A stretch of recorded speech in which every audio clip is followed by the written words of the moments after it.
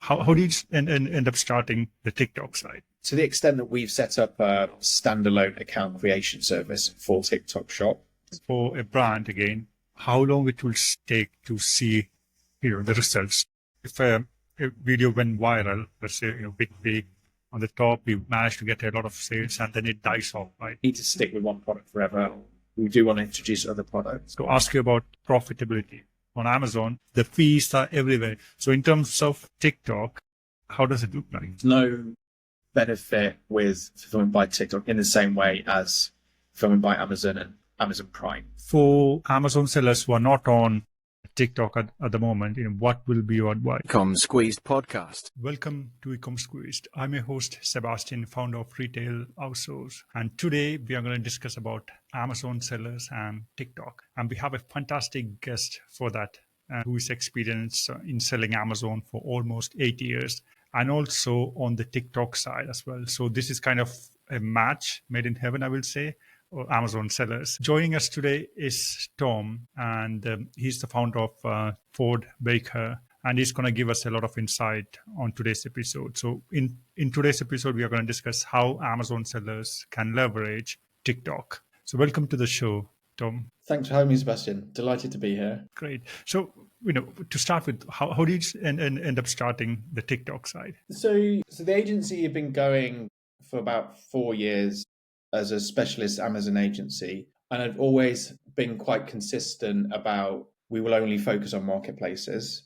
I'm not trying to do Google ads, Meta ads, anything to do with websites, basically. So it's always been marketplaces, but within that sort of realm, it's pretty much Amazon only until TikTok kind of came around. So we do Walmart as well, because Walmart's now finally sort of getting itself into action. So we've had that for like 18 months as well. But we saw that TikTok Shop was offering a really different proposition to Amazon, not just trying to copy and replicate it, because there's 0 point trying to copy Amazon. Amazon's always going to be bigger, better, stronger, faster, more aggressive or whatever. If you're just copying it, then you're always going to be behind. But they were doing something different. So still, carrying over lots of principles of a marketplace in terms of like price, promotion, how you manage everything, fulfillment by TikTok. There are a lot of, having said they didn't copy Amazon, there are a lot of things that are very similar in the sort of background, but in terms of how you sell, that is very different.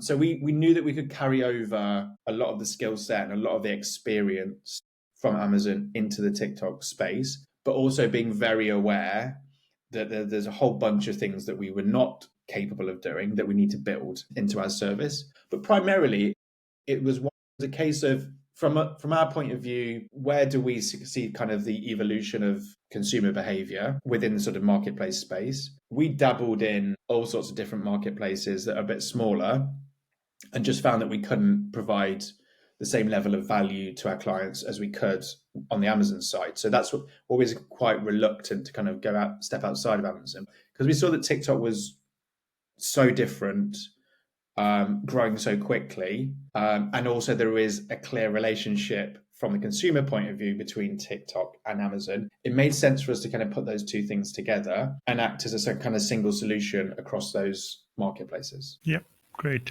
Tom. And my first question is that, can any sellers or any, like vitamins or like DIY, can they start selling on TikTok, or is there any specific categories that you mainly focus on or will perform best on TikTok? So there are definitely some restrictions. Some of those restrictions are based on like product policy, which everyone will be familiar with from Amazon. Relatively similar kind of policies in terms of restricted, prohibited products. They're probably a bit more stringent than Amazon actually on types of products. Really? Okay. Yeah. So there's always grey areas with these things, but yeah, there's definitely some areas where you can sell product on Amazon, you cannot sell it on Amazon on TikTok. That tends to be like sexual health, that type of wellness, and those kind of things. TikTok's just a bit more sensitive with that kind of thing. So there's limitations in that sense. So the more, people can read a list of the prohibited product policy, or, TikTok seller guides and all that kind of thing. I mean, most products, it's totally fine to sell them. Most of the time, there's no issues. The big thing really then is, if you pass that stage, is TikTok the right platform for your types of products? and is the consumer interested in engaging with those products and your brand on TikTok and either purchasing them on TikTok Shop or going off to the website or onto Amazon. So that's really the more important, bigger question. What I would say is right now naturally it's heavily weighted to FMCG. So we see huge growth in beauty, makeup, health, nutrition, fashion type areas that are sort of naturally suited to the platform at quite accessible price point. It doesn't necessarily mean it has to be the cheapest thing, because there are some like great brands that have moved on to TikTok Shop that you might consider to be sort of more towards the premium end.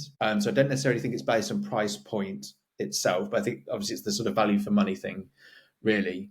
We're not seeing things like fridges, freezers, car parts, things like that. More kind of high price, big items. That's not for TikTok Shop. What I was going to say is like things that are more, all of those things are quite functional type products. You can still sell everyday items on TikTok Shop. There is huge volumes of like kitchen roll, toilet roll, anything kind of domestic type products can sell incredibly well on TikTok. So I wouldn't necessarily limit, if you're not in the beauty space or makeup, where obviously there's a lot of attention, a lot of publicity about brands that are in those kind of areas and their success. But there are a lot of businesses that are just quietly going about their business of selling bedding and all of these kind of things and selling a lot of product. So I just keep an open mind. There's definitely some things that are not suited to, but like there are lots of things that are, and that can often surprise people. What I'd also say is we're still so early in the journey with TikTok Shop that if something doesn't work right now, does not mean it's not going to work in the future. So we saw the same story with Amazon. But I'm talking obviously a lot longer, 15, 20 years ago, people would be kind of turn their noses up to it. Also like, my product's not going to sell there, whatever. But that's changed over time. Yeah, I just keep an open mind to that, really. And to follow up on the question, is there any, on Amazon, there are some gated categories, right? So is there any gated categories on TikTok as well that you have to send, get approval, submit the documents and stuff like that? So the account setup, approval, compliance processes can be quite a challenge. To the extent that we've set up a standalone account creation service for TikTok Shop. We don't do that with Amazon. Yeah, we don't do that with Is Amazon. that difficult? I thought Amazon was difficult. Amazon is, so I say that TikTok's copied some things from Amazon, like the lack of seller support is another thing they've copied from Amazon. So we just find that with products where there's a little bit more sensitivity due to regulation, so supplements being a classic example, that it can be harder to get through the compliance processes. So that's like documentation or that kind of thing. The other thing that also is more sensitive about is the content on the product pages. So, we've got clients that sell on Amazon and TikTok Shop. The content that we use on Amazon has to be adjusted to put onto TikTok, just to remove some of the things that they might be more sensitive to, that's going to kind of trigger these kind of automated suspensions. And then anyone listening to this who's in the Amazon space knows what that's like when you get stuck in that sort of hole with sort of automated processes and no one can give you a direct answer or the reasons why something's happened or whatever. A lot of businesses can get stuck quite quickly. Hence why we've got the service. So we sort of unwind all of that and then build it back up again. But I would say businesses that are looking to launch, they have to be aware of that. Compliance, the brand authorization, category authorization is really important. They've got to get all of their documentation right the first time, because the risk of it just getting stuck somewhere and then it just becomes incredibly painful. Yeah, that's a great answer, Tom. So, I want to pick your brain also about the framework of an Amazon seller. Let's put some groundwork. So, it's a seller, like let's say $1 million per month at the moment on Amazon. Let's say that's the same category that performs well on TikTok. Okay. And also have a trademark and registered on brand registry. So to onboard that client to TikTok, what will be the framework, starting with the maybe market research, maybe account setting up, maybe influencer side? How does that, the chain look like? Yeah. The first thing is that there's just a different way of selling the product, which sounds really obvious, but it then influences that everything sort of cascades from that point. Amazon, obviously, just being a big search engine at its heart means that you can put any product on there really, and if there's search volume around those products, then by and large it can sell. Obviously, you're as the brand or the seller, you're just trying to match your products in the search results to people's search behavior. So it's dependent on people searching, right? So you're there to kind of fulfill that demand. Whereas TikTok's the other way around. You're there to create demand, or the platform allows you to create demand more accurately. So you're not there you don't go in with like huge catalog and just run some PPC ads and like you would do with Amazon. You've got to create demand. You've got to promote the product. When you're in that mode of thinking, it then means that less is more. So you can't promote all of your products all at the same time, or with the same level of investment and attention on TikTok. That would be crazy. It's also kind of ineffective as well. What you want to do is focus on a few products, maybe even one product to start with, and put all of the attention onto that product. The reason for that, obviously, as I say, is like you're going to go and promote the product, push the product in front of people. The way that you do that, or the majority of the way you do that, is through creator marketing. So we'll use the term creators with TikTok, but it will mean it's the same as influencers. Some other people will call it affiliates because most creators will work on an affiliate basis. So creator marketing, 20-ish% of sales on TikTok Shop will come through creators. Now, when you've got, let's say it's a brand that's got 50 SKUs, you don't want to be going out to lots of creators with like 10 different, let's say 10 of your 50 products, because the risk is that you get some creators that want product A, some that want product B, so on and so forth, and you're diluting your attention across all of those products. You want to focus the consumer attention into one product or one or two products, get that sort of critical mass around the product, and then the sort of sales will be far more effective. You get that attention, the frequency, interest that comes from the consumer just seeing it from different angles, from different people over a period of time. That then allows that product to sell better than if you were trying to do the same thing across lots of different products. So that's the main thing, is like product selection, and less is more. Say like most of the sales will come through the creator marketing channels. You always tend to start with the creator marketing, get that going, and then advertising can kind of kick in. Let's say from months 2, 3, 4. Advertising splits into two functions. So you can boost the creator content and kind of just increase the reach on those videos and obviously drive more sales through the creator content. Or it's the sort of brand-led advertising in people's feeds, just as you would see on Instagram, Facebook, so on and so forth. So that then comes in. Then live shopping is really, really interesting. Obviously, extremely different. I want to ask about that as well at some point. So we can go into it in lots of detail. The thing that we say to businesses at the start is it the right thing for your business and the people in your business? And is it a kind of sustainable thing in the long term? Which really, to be honest with you, comes down to like how many products you have. So it's kind of the flip, or it kind of reverses that idea of, with the creator marketing, you focus on fewer products. Live shopping is suited to businesses that have got lots of products, because then you can talk about lots of products and you can do frequent live shopping events, and you're not going to get bored, and the consumer's not going to get bored because there's always something new. If you're a brand with 10, 20 SKUs, like you'll quickly sort of exhaust that kind of channel and people get bored of it. There are exceptions to that, because if you're doing something that's very visual, let's say makeup, there are makeup brands that have done extremely well out of live shopping with a relatively small product range, because it's visual. It's there for that. That is social commerce at its heart. It's people educating, demonstrating, all the kind of usual things. You see that in a department store. It's just kind of bringing that into the TikTok shop environment, and they're selling product alongside it. But they can do that because it's a much more interesting, much more visually rich type of product. If you've got 20 products and they are garden tools, then it can be that's going to be a bit more difficult. Yeah, that's true. So I want to ask about the demographics, in terms of the age group, in terms of the gender type. In your experience, how does it look like on TikTok? From my understanding, I don't know about TikTok that much, but I think it's always young people, mainly female. I'm not sure about that, but you are the expert, right? So what we see, and this is what the people at TikTok will say as well, is there's a difference between the sort of general audience of TikTok and the TikTok shop audience. Okay.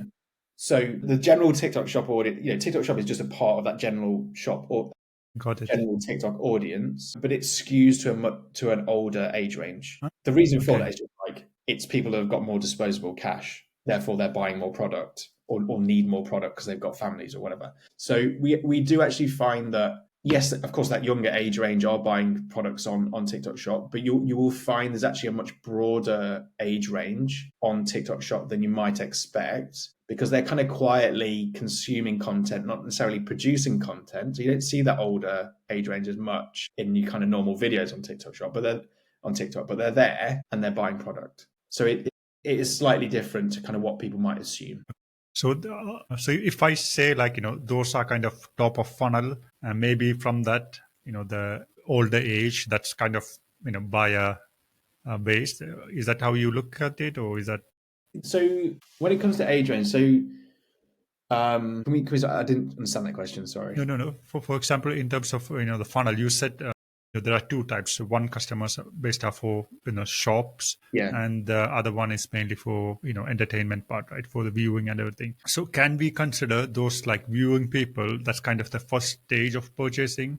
Maybe some of them, not all of them, once they've seen that and then they show that interest, and at some point they might purchase from either from TikTok or from Amazon, like a halo effect. Yeah, got it. Okay, so what's really interesting about TikTok and the way people consume product, as it were, or content about product, is that it's quite impulse driven. People will log into TikTok not with any sort of set expectation of what products they're going to see in their feed, right? Whereas if you go onto Amazon, you go and search for a product and you kind of narrate the experience, as it were. Whereas on TikTok, it could be anything. Now, of course, those products are going to be targeted to you based on your demographics and your behavior and what type of content you'd like to consume and all that kind of thing. But you're not necessarily going on there with this kind of fixed idea in mind. So impulse is definitely part of it. So you can see that people will be really open and conducive to new product and to new brands as a result of that. And that's where that product discovery aspect of TikTok comes in. And the product discovery aspect is the most important thing about TikTok Shop from a business point of view. So if you're a new brand or you're launching new products or you're going into a new country, then often TikTok Shop can be like the first place to go because it's building up the awareness of the product. People might not be buying there and then on TikTok Shop, but that's where the story starts, if you like. So yeah, from a kind of funnel point of view, that can be like the first touch point with a product. They're not necessarily buying it on TikTok Shop itself. But this is where this sort of halo effect happens and why we as a marketplace agency that started with Amazon were like, well, those two things have got to kind of tie together because interest essentially starts on TikTok, but a lot of the conversion happens on Amazon. And the two things have got to kind of work together. There's no point like running crazy TikTok campaigns, like really large campaign activity, and not planning your inventory on Amazon because you'll suddenly get a load of sales on Amazon and you run out of stock. And we all know that's like the worst thing that can happen. So you've got to really kind of coordinate those things. But yeah, the sort of summary is that like TikTok's great as that first touch point, and then you can build a relationship with the audience. That's a great answer.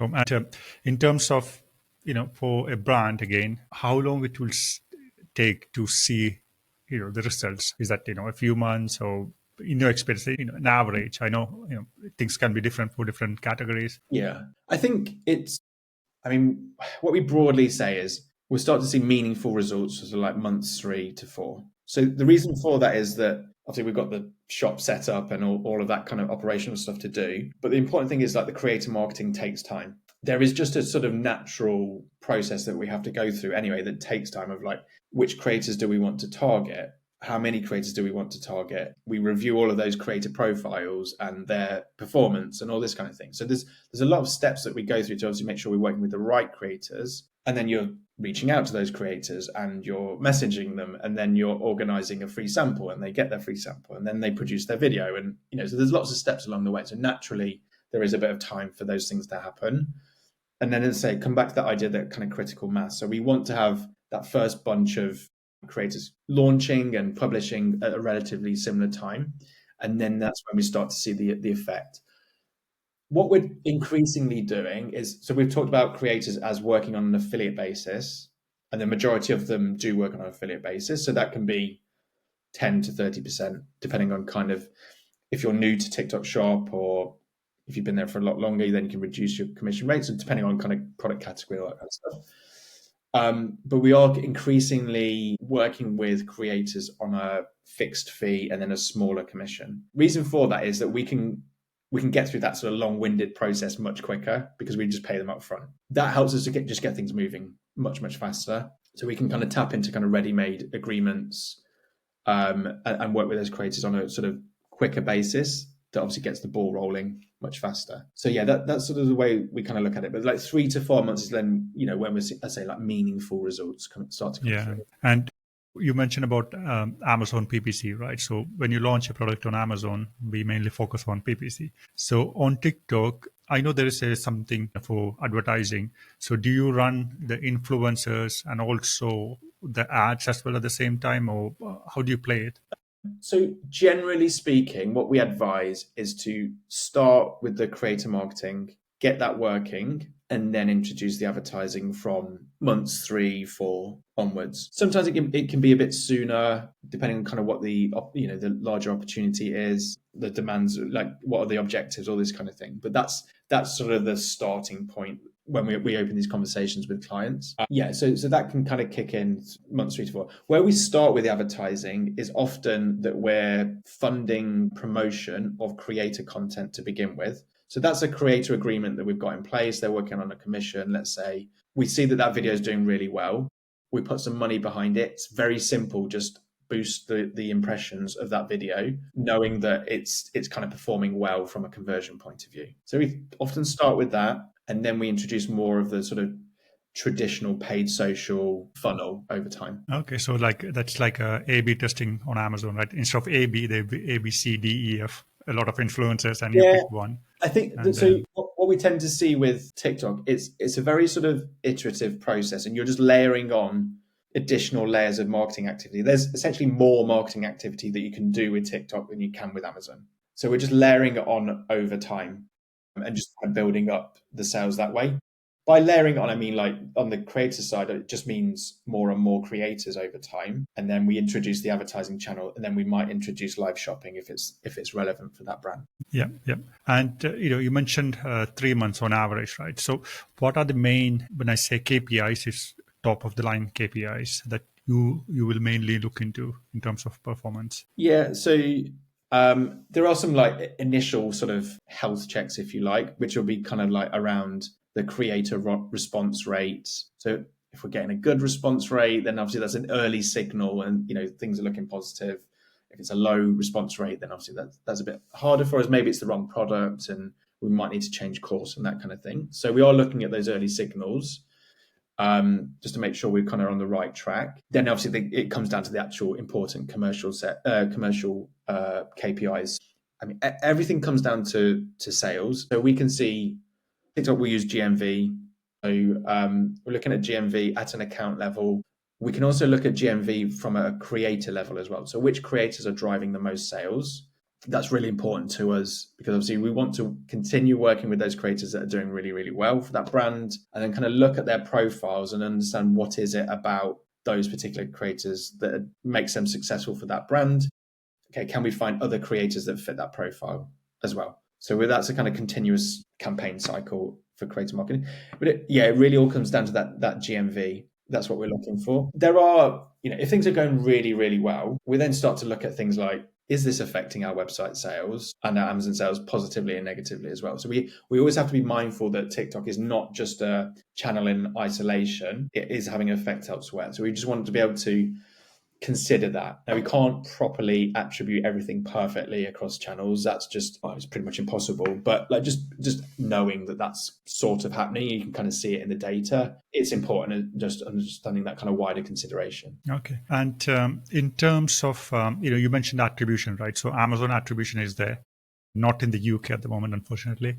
Can get that kickback, right? But is that like against the terms and conditions of TikTok? Because basically you're diverting the traffic, right, from TikTok to Amazon. Does TikTok like that, or they want them to purchase from the TikTok shop? I don't shop? think they mind. But if you're working with creators and they put a link to an Amazon product page, I mean, that's what people used to do before TikTok Shop arrived. I think they're kind of quite open-minded to it. What would tend to happen is like TikTok could allow that to happen. And I say, I don't think they mind too much. It's more on the creator side. Are they going to get their sales properly attributed to them? Are they going to get a better conversion rate if we're linking into TikTok Shop? So they might be more reluctant to be using affiliate links to go over to Amazon as a result of that. So that's probably the main consideration in that sense. But yes, it can work. Yeah.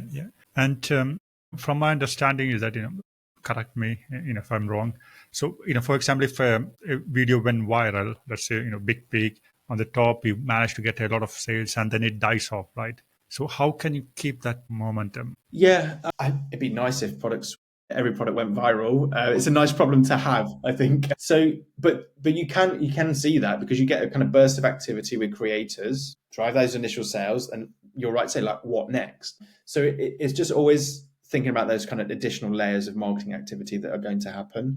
So more creators, we're just continuously feeding new creators into that campaign. And then like if a product's like gone viral, it's sold a lot of product, then we're immediately saying we should advertise this product. There's clearly demand. Let's keep that ball rolling and try and make more of it. So we can essentially do those two things. The other thing is, obviously most brands have got multiple products. It's like, how do we replicate that across other products?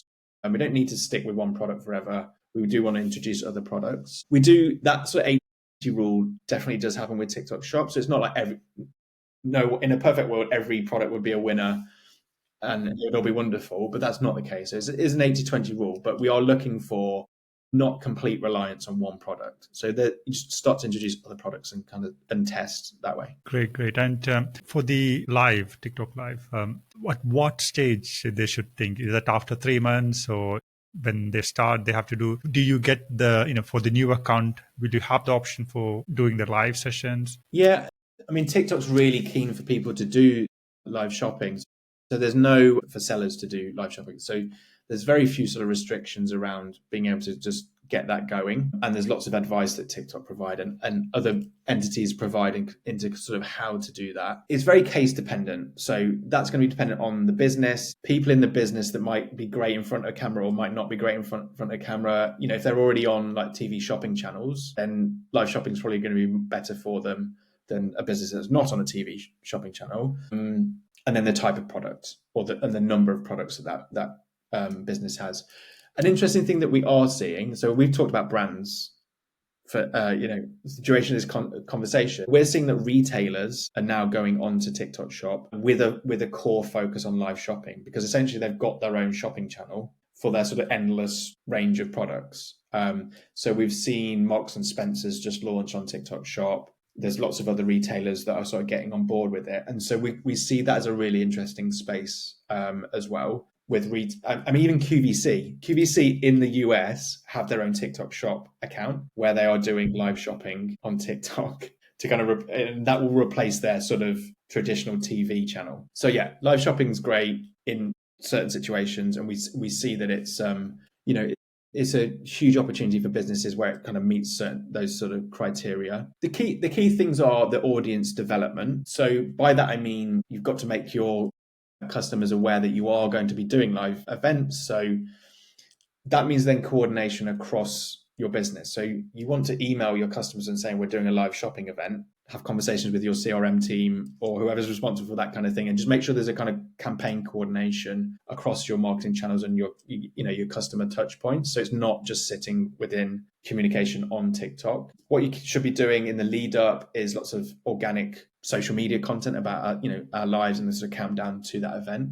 So you want to be able to kind of have a ready-made audience that are going to be there from the start. And then it's all about engagement in the live shopping event. So the reason I say that is that TikTok's algorithms are watching your live shopping event and they are looking for the consumer engagement with your live shopping event. That means two things. One, are they going to go and buy products? Two, are they then sort of generally engaging with chat and the other kind of social features within the live shopping event as well? So you've got to construct your live shopping program to increase that engagement. Now, what that means is often let's do a big discount for the first 15 minutes of the event. So if you get there early, you're going to get a big discount. We've got a limited number of products.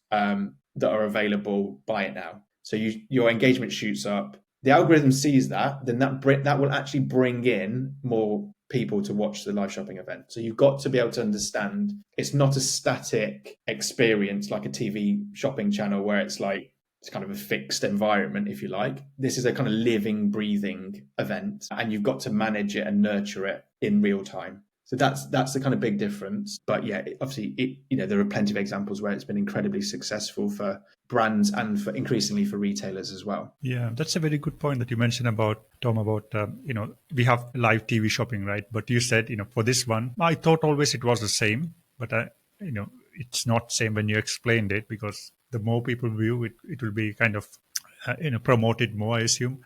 And I'm not sure if you know about Joni Bradley. I don't He's he made a post on LinkedIn. He's from London as well. Element 5. He was doing live show and he hit 1 million or something like that. So I was just reading the post. He mentioned what he did exactly, and every minute was planned. That's what he said, and he shown the breakdown. Exactly. Everything is planned. And the funny thing is that he's an Amazon guy, okay, mainly, and he recently started this on TikTok, and he crushed it literally. It's not on Amazon, funnily enough, that product, but he managed to sell a lot on TikTok. Yeah. So it's just strange things. And the other question I want to ask you about profitability on Amazon. The fees are everywhere. If you turn right, if you turn left, there's a fees, right? So that's kind of very hard for Amazon sellers. They squeeze out every final bit of it from the margin. So in terms of TikTok, how does it look like? So the same picture? The model is exactly the same. So TikTok takes a commission. You can use fulfillment by TikTok, which is pretty much identical to fulfillment by Amazon.